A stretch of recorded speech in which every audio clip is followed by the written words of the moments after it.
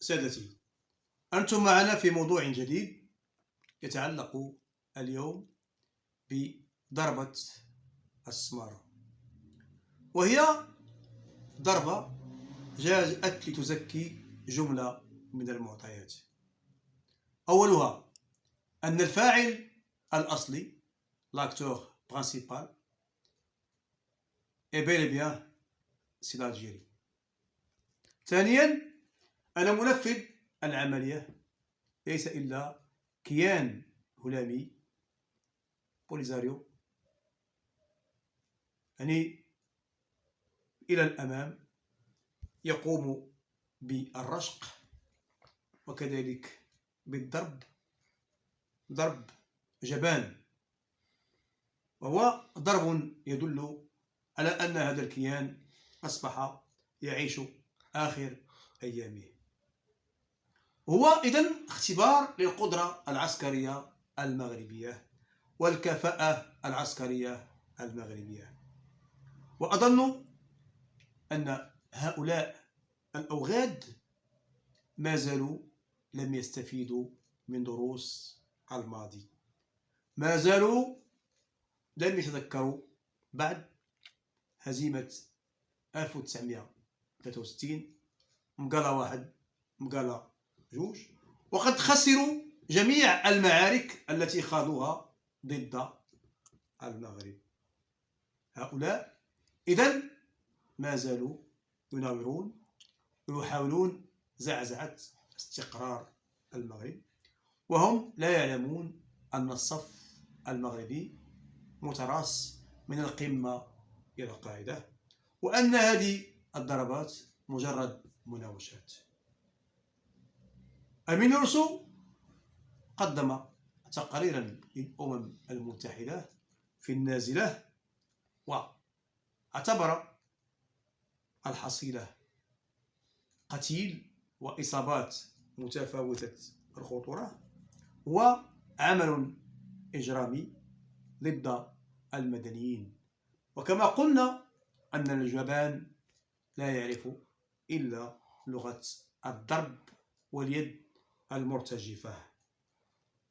إذن يناورون ويحاولون إلهاء الشعب الجزائري بكذبة اسمها العداء المغربي. باختصار هم الفم ماضي والدراع قاضي.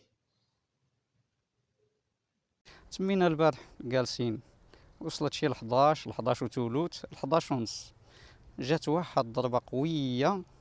كنت انا والوليدات في البيت والمرأة اختها في الكوزينة، والسيد اللي توفى نسيب الله يرحمه مسكين كان في السطح. جات داك الضربة قوية مع العجاج والغبار، سلكت الدراري هوتهم، طلعت كنجري عنده لقيتو مسكين مشى، وداكشي ما عرفناه مناش. المهم ضربة قوية بزاف، تخلعنا الدراري، تخلعوا ليا بزاف، مازال لحد الان مخلوعين ومفزوعين، والدري مقيوس شي شويه في الوجه ديالو.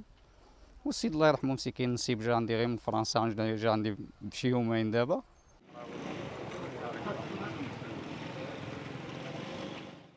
البارح مع 11 كنا خارجين، جينا دخلنا بشي نص ساعه هكاك، كنا قاعدين، مشيت نطيب انا العشاء، ولد اختي كان الفوق، ما عرفنا داك الشيء منين هبط علينا.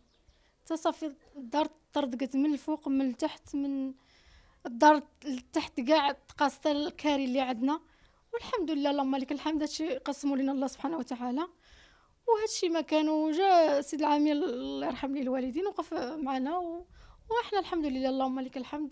الثاني رحمه الله قال في أحد خطاباته بأن المغرب في صحرائه والصحراء في مغربها، وليعلم أن العالم أن من حشر المغرب معه هم أناس من طينة خاصة. إذن قدر ينبغي أن نتعامل معه. قدر أحمق الخطى سحقت هامتي خطاه، قدر أحمق الخطى سحقت هامتي خطاه، دمعتي